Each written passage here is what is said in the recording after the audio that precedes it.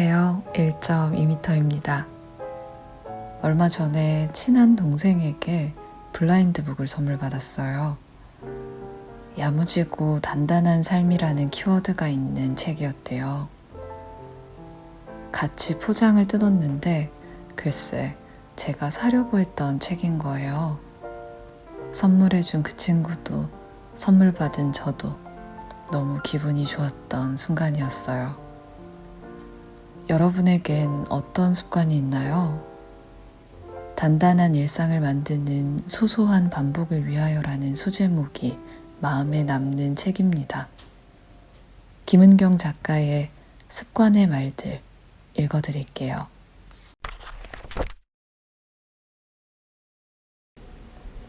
유성룡 작가는 다방기행문에서 아무래도 인간은 나로 태어나서 평생토록 나 아닌 다른 것이기를 꿈꾸지만 끝내 나로 죽는 우스꽝스러운 존재다라고 했다.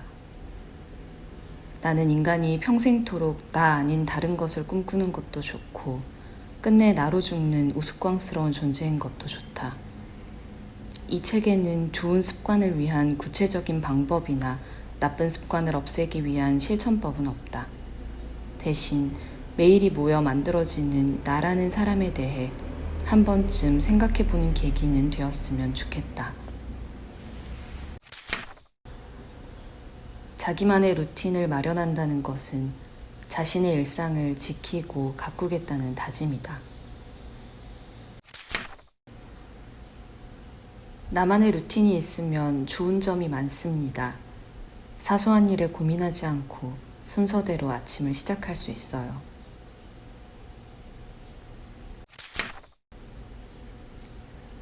이렇게 일상 행동 중에서 습관화하고 싶은 행동은 편리하고 간단해야 실행하기도 쉽다고 여러 습관 전문가들은 말한다. 실행이 가능하도록 편리하게 만드는 방법으로 환경을 조성하는 방법이 있다.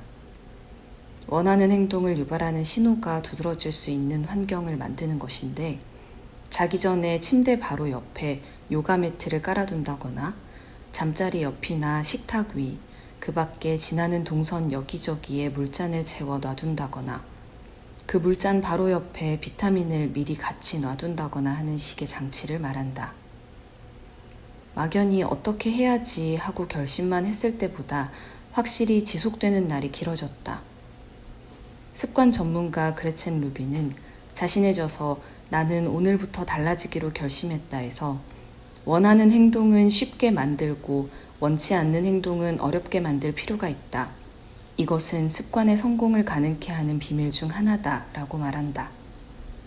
원하는 행동이 용이한 환경을 만들면 유리한 것처럼 원치 않는 행동이나 고치고 싶은 습관은 그것이 불편하도록 장벽을 만들어야 한다는 것이다. 말하자면 불편 전략을 구사하는 것이다.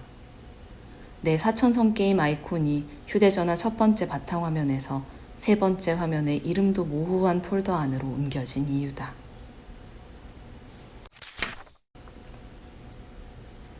여유로움과 늘어짐은 한 끗 차이다.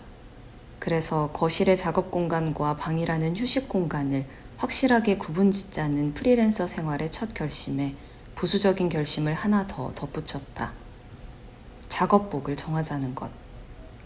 매일 다른 옷으로 갈아입을 필요까지는 없으니 유니폼을 하나 정해두면 좋을 것 같았다. 검은색 티셔츠와 카키색 면바지, 흰색 면 티셔츠와 베이지색 면바지를 나의 고정 작업복으로 정했다. 외출 준비를 하듯 세수를 하고 간단히 머리라도 빗고 작업복을 차려입고 책상에 앉는 기분은 마치 힘쓸 일 앞에서 목장갑을 끼고는 손뼉을 짝 마주치며 기합을 넣거나 앞으로 힘을 합칠 상대와 힘껏 악수하는 느낌이다. 출발선에 선 긴장과 잘 될 것 같다는 기대와 시작에 힘을 주는 효과가 있다. 그것이 작업복이든 커피 한 잔이든 그 무엇이든 매일 반복되는 일상의 일에 시작하는 신호를 만들면 마음가짐을 환기하는 데 도움이 된다. 유혹을 벗어나는 유일한 방법은 유혹에 굴복하는 거야. 포기형과 절제형 인간이 있다. 미국의 작가 그레첸 루빈이 정의한 것인데, 포기형의 사람은 욕구를 포기해 자제력을 발휘할 일을 아예 원천 봉쇄한다. 그야말로 모 아니면 도인 종류의 습관을 잘 지킨다. 절제형의 사람은 욕구를 적당히 충족시켜 주어야 결과가 좋은 유형이다. 그러니 포기형의 사람이 유혹에서 살아남는 법은 절제력을 발휘할 일을 아예 만들지 않는 것이고, 절제형의 사람이 유혹에서 살아남는 법은 적당히 당근을 주어 욕구를 충족시켜 주는 것이다. 나는 포기형의 인간이다. 포기형의 장점은 그게 어떤 욕구든 아예 하지 않는 것은 어렵지 않다는 것이다. 자신의 유형에 따라 습관의 스타일을 정하면 한결 편하다. 포기형의 사람이 오피스와 같은 불가항력의 사고를 만나면 늘 파국이다. 생각이 바뀌면 태도가 바뀌고, 태도가 바뀌면 행동이 바뀌고, 행동이 바뀌면 습관이 바뀌고, 습관이 바뀌면 인격이 바뀌고, 인격이 바뀌면 운명이 바뀐다. 로버트 그린은 인간 본성의 법칙에서 체호프가 스스로 궁극의 자유를 창조할 수 있음을 깨달았던 것은 미국의 심리학자 에이브러햄 매슬로가 말한 절정 체험을 한 것이라고 분석한다. 절정 체험은 고된 일상에서 벗어나 인생에는 자신이 놓치고 있는 더 크고 숭고한 무언가가 있다는 것을 깨닫는 순간을 말한다. 아마도 그는 자신의 영역 밖인 가족의 문제로 둘러싸여 뒤죽박죽이던 환경에서 벗어나 온전히 자신이 상황을 바꿀 수 있다는 궁극의 자유를 직감적으로 느꼈던 것이 아닐까? 오롯이 혼자가 된다는 것, 모든 관계와 단절되어 완벽히 자유로워질 때 인간은 진정한 자기 자신이 된다. 무엇이든 될 수 있다라는 완벽한 자유 아래 무엇이 될 것인지 선택한다. 그 선택의 근간이 되는 것은 그 사람의 태도이고, 일상의 성실한 태도가 어떤 선택의 밑바탕이 되는 것은 놀랄 일이 아니다. 일상의 태도가 성실해질 때 습관이 된다. 그리고 어떤 태도를 선택하는가도 습관처럼 반복된다.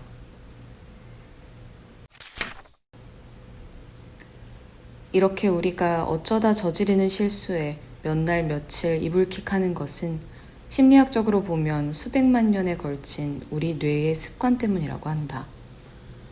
신경심리학자 리켄스는 자신의 저서 행복뇌 접속에서 인간의 뇌는 생존을 위해 부정적인 성향을 진화시켜왔다고 말한다. 생존에는 낙관하는 것보다는 최악의 상황을 가정하는 것이 더 유리하기 때문이다. 그 때문에 우리는 오늘 20가지 일을 해내고 단 한 가지 실수를 했더라도 잠들기 직전까지 줄곧 그 한 가지 실수만 떠올리는 것이다. 우리 뇌의 부정적인 성향을 긍정적인 성향으로 바꾸는 것은 행복과 회복 탄력성 같은 내면의 힘으로 가능하다.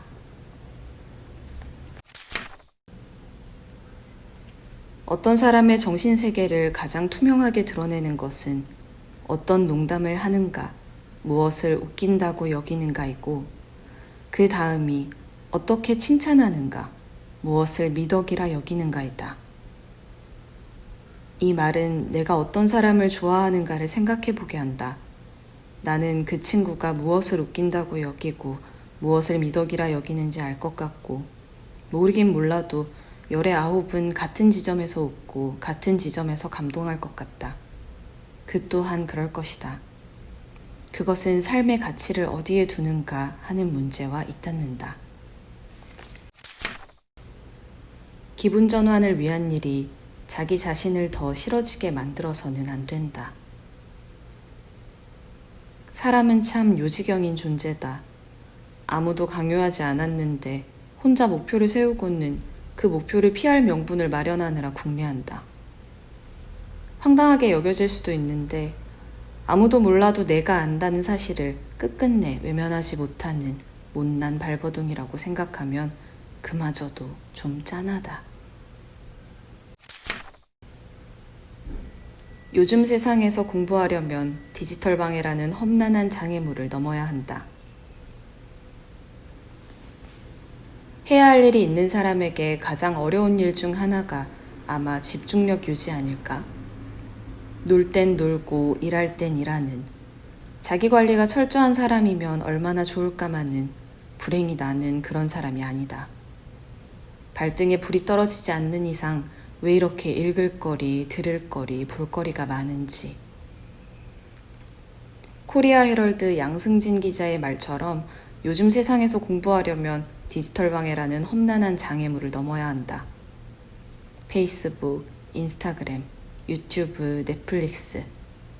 진득하니 않는 데까지는 성공해도 앉아서 빠질 새끼리 일이 다양하니 집중하는 습관을 갖기란 쉽지 않다.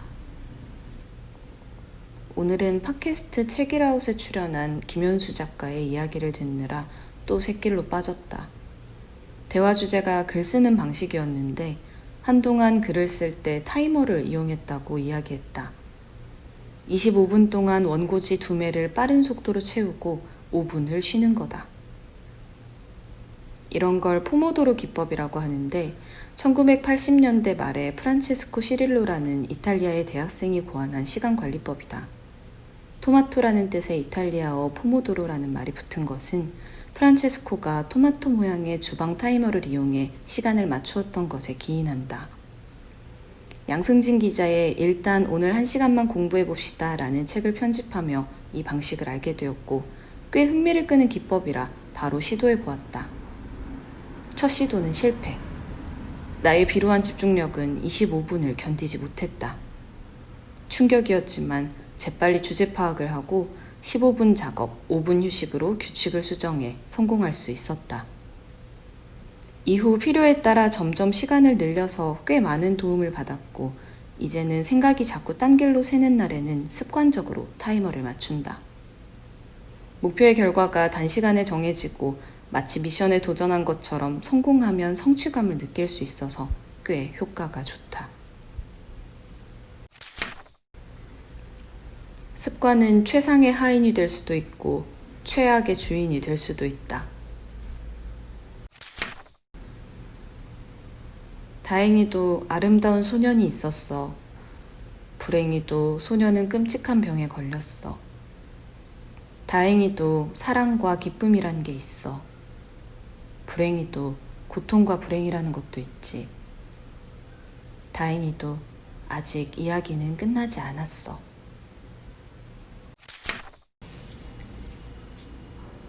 사람을 가장 고무하는 것은 데드라인이다. 광고음악 작곡가 스티브 카르멘의 말이다. 마감 있는 일을 하는 사람이라면 고개를 끄덕일 것이다. 정해진 시간에 일을 반드시 끝내야 한다는 압박감은 스트레스이기도 하지만 도저히 안 될 것 같던 일을 가능하게 하는 원동력이 되기도 한다. 정말 마감 목전에서 어떻게든 일을 마무리한 경험들이 꽤 있을 것이다. 발등에 불이 활활 탈 때까지 미루고 또 미루면 일이란 어떻게든 되게 되어 있다는 식의 막무가내 방식을 주장하는 것이 아니다. 오히려 데드라인을 앞두고 한껏 긴장한 뇌 속에서 폭죽이 터지는 마법의 순간을 경험하려면 최소한 다음과 같은 전제 조건은 선행되어야 한다. 조직심리학자 애덤 그랜트는 테드 강연을 통해 일을 빨리 시작하되 천천히 끝내는 것이 창의력을 높인다고 말한 바 있다. 일단 일을 얼른 시작해야 하고 겉으로는 빈둥빈둥 해도 머릿속으로는 계속 되뇌고 있어야 한다는 것이다. 그래야 빈둥빈둥의 틈 어딘가에서 아이디어가 튀어나온다. 거기에 데드라인이라는 최강의 고무장치가 더해질 때 비로소 마법이 실현된다. 8살 소녀는 인생에서 야구가 가장 중요했다. 난생 처음 뉴욕 자이언츠 팀과 미러키 브루어스 팀의 경기를 본 날, 경기가 끝나고 우연히 그날 경기를 펼쳤던 스타 야구 선수 윌리 메이스와 맞닥뜨린다. 소녀는 용기를 내어 그 위대한 선수에게 사인을 부탁한다. 물론이지 꼬마야. 해주고 말고. 연필 있니? 하필 소년도 소년의 부모도 주변의 누구도 연필을 가진 사람이 없어 안타깝게도 사인을 받지 못한다. 그날 이후 연필을 가지고 다니는 습관이 몸에 뱄다는 소녀는 나중에 그때의 일을 떠올리며 말한다. 주머니에 연필이 들어있으면 언젠가는 그 연필을 쓰고 싶은 유혹에 사로잡힐 가능성이 크다. 내 아이들에게 즐겨 말하듯 나는 그렇게 해서 작가가 되었다. 소설가 폴 오스터의 에피소드다. 연필이든 펜이든 정말 필기구를 항시 가지고 다니다 보면 쓰고 싶다는 유혹까지 생길까? 어떤 글을 쓰고 싶다는 유혹에 사로잡힐지는 모르겠지만 필기구를 좋아해서 늘 지니고 다니는 사람들은 분명 틈틈이 무언가를 긁적이거나 메모하는 것 같다. 확실히 그렇게 무언가를 긁적이는 사람들이 유독 자주 하는 말이 있다. 좋은 생각이 떠올랐는데, 갑자기 이런 생각이 드는데. 평상시에 어떤 소지품을 챙기려고 하는가에 따라 그 사람이 이어나가는 생각의 길과 풍경이 달라진다. 인생이라는 영화는 슬프고 고통스러운 장면에서는 느린 재생 버튼을 누른 것처럼 흘러가고 기쁘고 즐거운 장면은 총알같이 지나간다. 그나마 니클라스는 그처럼 기이한 모순에 집착하는 것이 아무 소용없는 일임을 알고 있었다. 곤잘레스 씨도 입버릇처럼 어쩔 수 없는 일이지 라고 말하지 않던가. 인생이란 그런 것이다. 사람은 결코 다시 태어나도 다른 삶을 살지 않아요. 흔히 같은 실수를 해서는 안 된다고들 합니다. 그러나 사람은 같은 실수밖에 하지 않아요. 다시는 하지 않겠다고 맹세하는 것만 되풀이하는 거예요. 살면서 이런저런 선택을 한다. 그런 선택과 결정 뒤엔 어김없이 결과가 따라붙고 그 결과에 따라 환호하기도 하고 후회하기도 하고 적당히 안심하기도 하며 산다. 선택의 결과가 좋으면 의외로 빨리 잊힌다. 더 좋은 목표를 바라보기 때문이다. 좋지 않은 결과로 이어졌을 때가 오히려 오래 남는다. 왜 그랬을까? 다시 그때로 돌아갈 수 있다면 입술을 지그시 감춰물며 곱씹는다. 그런데 그런 선택과 결정의 양상도 습관처럼 반복되는 것 같다. 사람은 좀채 변하지 않고 그 사람을 구성하는 성분도 한결같으니 어떤 선택의 갈림길 앞에 선 자세와 태도도 동일선상에서 이어지는 것이 당연할지도 모르겠다. 문제는 그래서 매번 같은 실수를 되풀이하고 비슷한 문제를 껴안고 그리하여 매번 똑같은 모양으로 산다는 거다. 후회? 그런데 다시 그때로 돌아가도 나는 또 그럴 것 같아. 그래서 후회는 안 해. 이런 말을 한 적이 있다.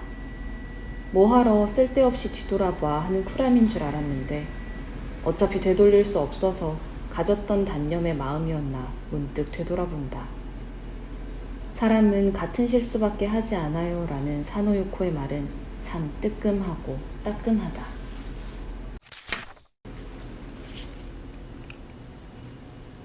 비가 오면 우산을 쓰고 추워지면 외투를 입는 것처럼 나는 기분에 문제가 생기면 가볍게 걸어본다. 걷는다.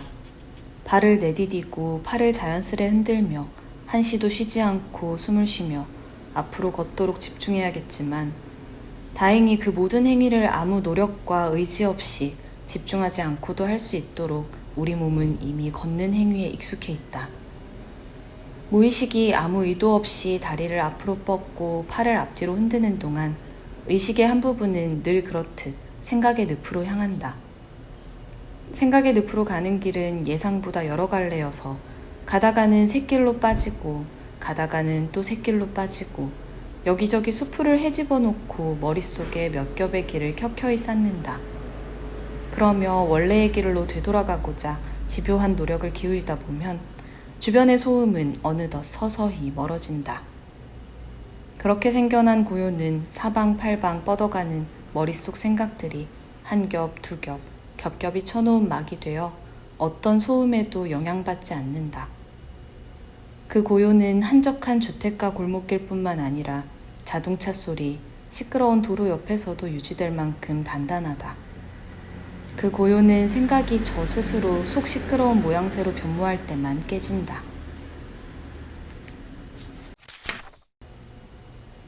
거듭해 곱씹는 생각이나 그리움도 우리 몸 어딘가에서 어떤 자국으로 남겨질 것이다. 소중히 간직해 애써 남긴 것도 있을 테고, 억지로 파내려다 되레 호된 흉터가 된 것도 있을 테고, 알금삼삼하게 남은 것도 있을 테다. 좋든 나쁘든 모든 반복되는 동작은 우리 몸에 증거로 새겨진다. 영혼은 나쁜 습관만 쉽게 드는 게 아니라 좋은 습관도 쉽게 드는 법이다. 일단 좋은 습관이 들기 시작한 순간부터 삶은 아름다운 말과 행동이 꽃피기 시작한다. 7, 8년 전쯤에 회사 동료가 오렌지 향이 시원해서 좋다며 고체 향수란 걸 선물했다. 그게 시작이었다. 향을 맡으니 정말 상쾌한 듯 기분이 좋아졌다. 마침 마음이 지쳤던 날이라 좀 더 오래 기분이 좋고 싶어 코 밑에 살짝 발랐더니 정말로 더 오래 기분이 좋았다.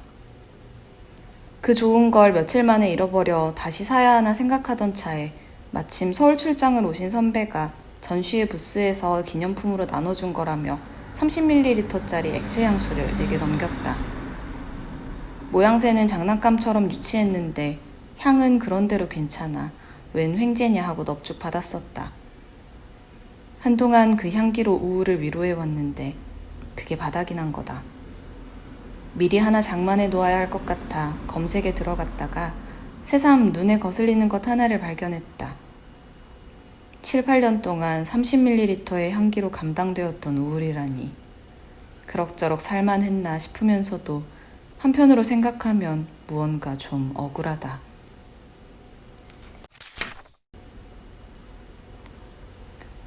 피로감 역시 술버릇과 마찬가지로 부적절한 것이다. 둘 다 나쁜 습관의 증거다. 내 피곤함의 원인은 사실 좀 부끄럽다.